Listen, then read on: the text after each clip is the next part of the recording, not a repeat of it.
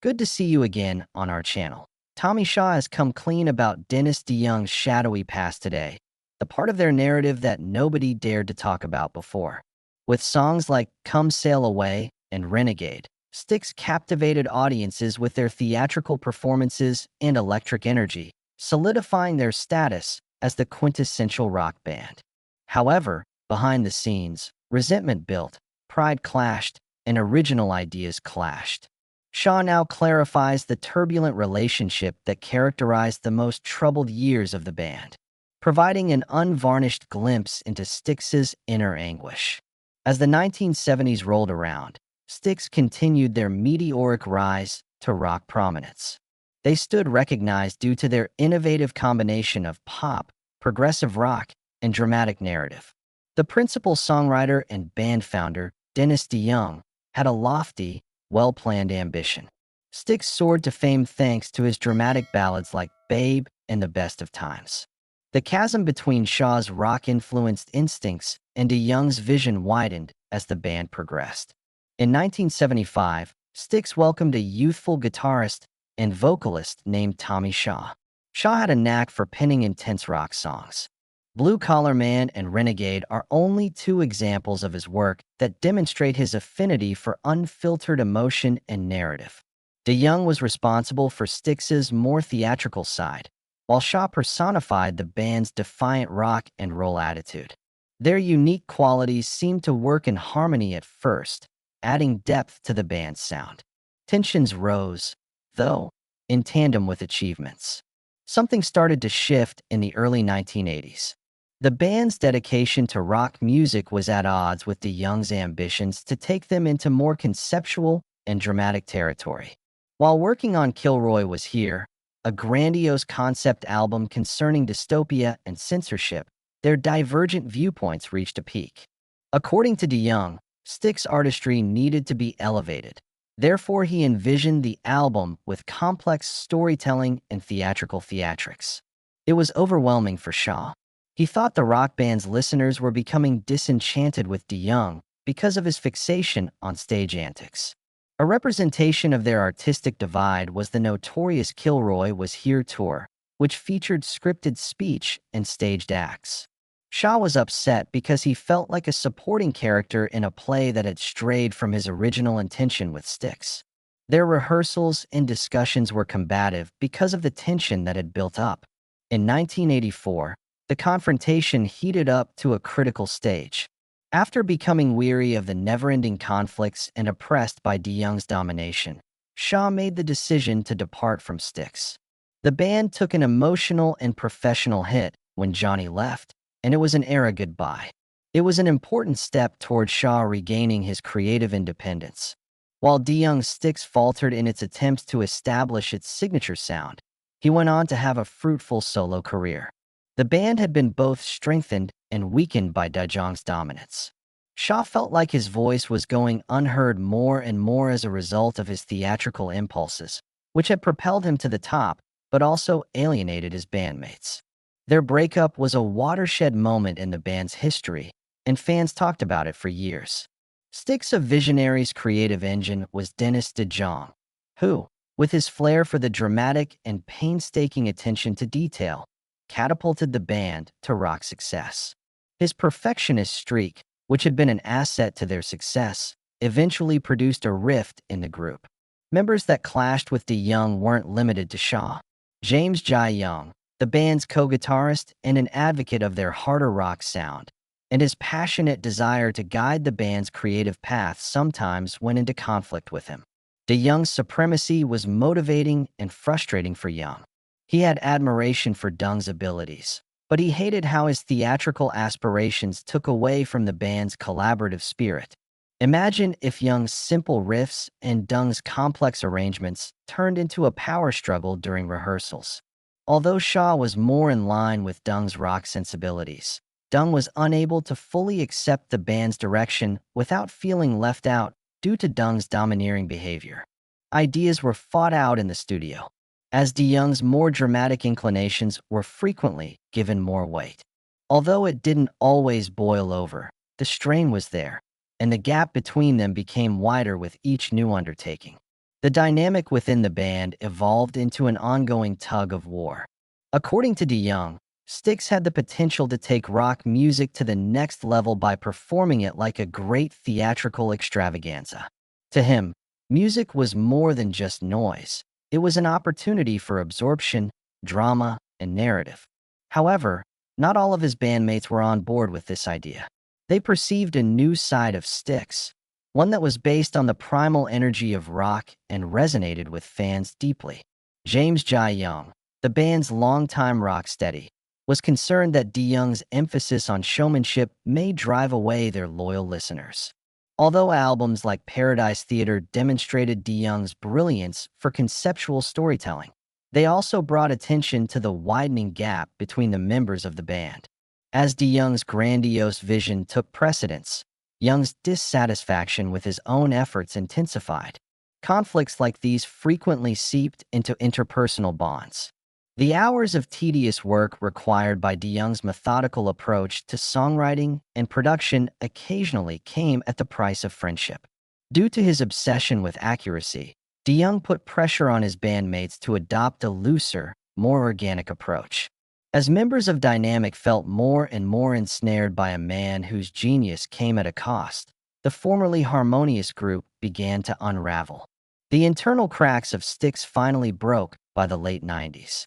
Once considered the band's strongest suit, DeYoung's perfectionist tendencies were now holding them back.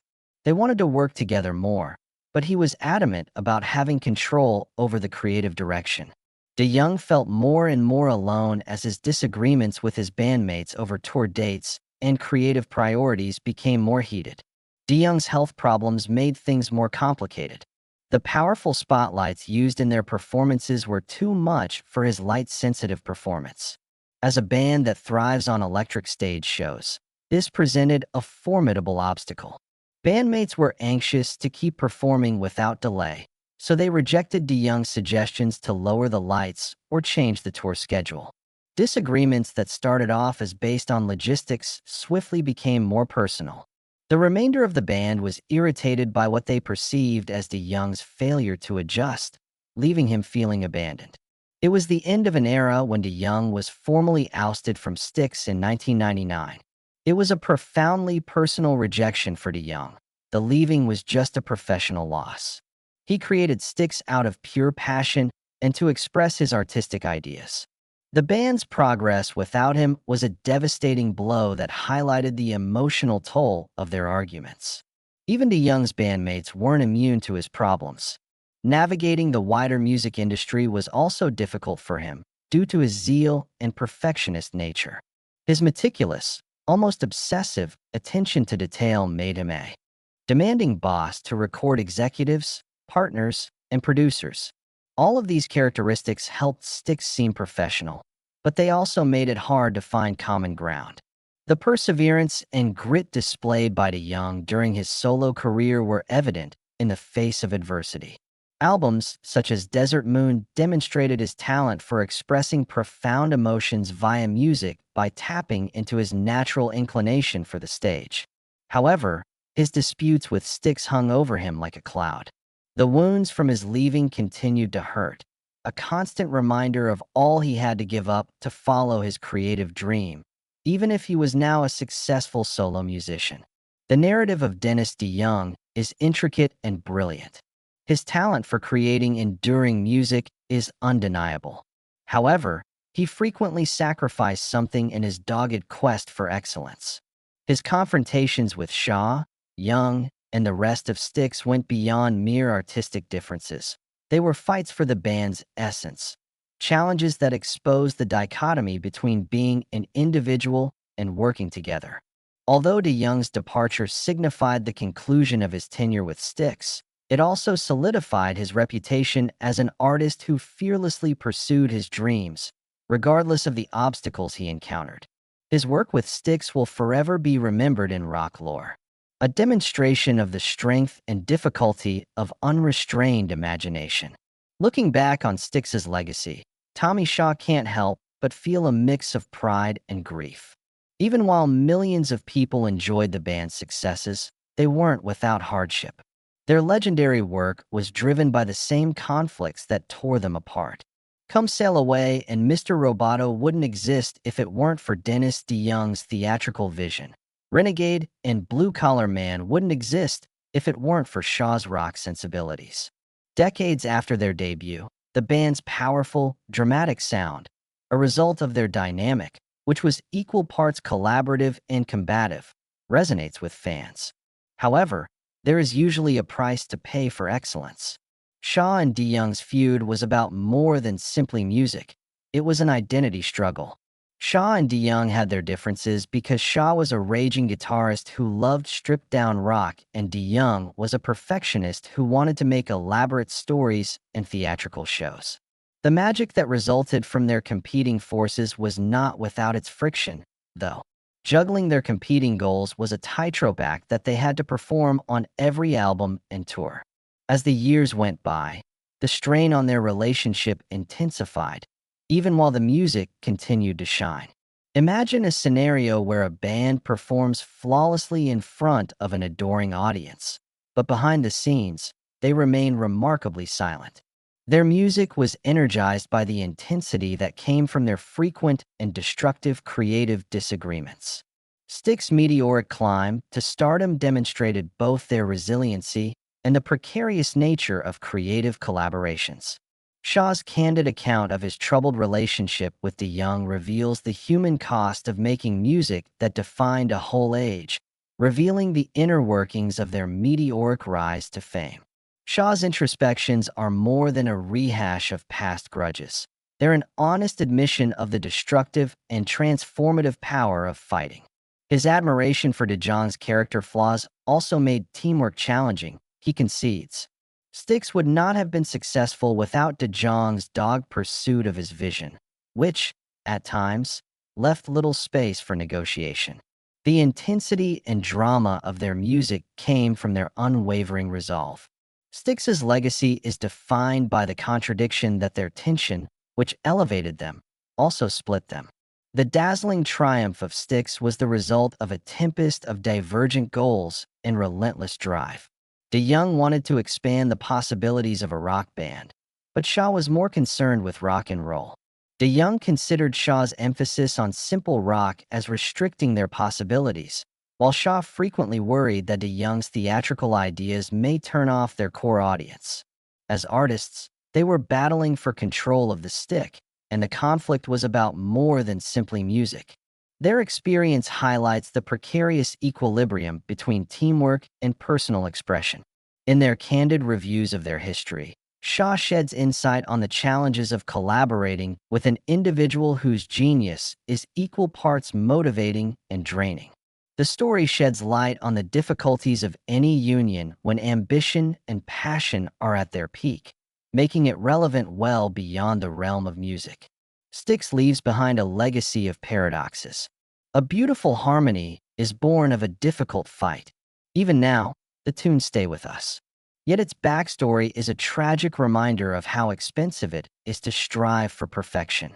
Even while fans get to hear the final, polished product, Shaw's honest confessions show that there is a history of struggle and sacrifice behind every note.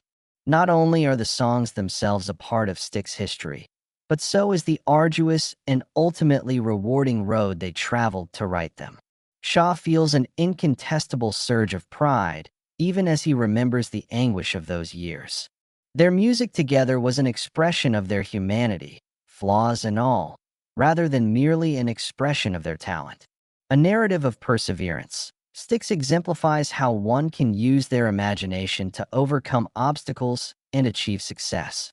The most illuminating stars typically leave the most lasting impressions, and this legacy serves as a constant reminder of that.